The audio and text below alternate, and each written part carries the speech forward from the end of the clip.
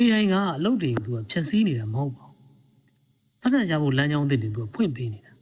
။ဒါ2025မှာဆိုရင်ခွင့်လန်းအများဆုံးဖြစ်မဲ့ AI အသုံးပြုနည်းတွေအများကြီးရှိပါတယ်။ဥပမာ ChatGPT ကိုအသုံးပြုပြီးတော့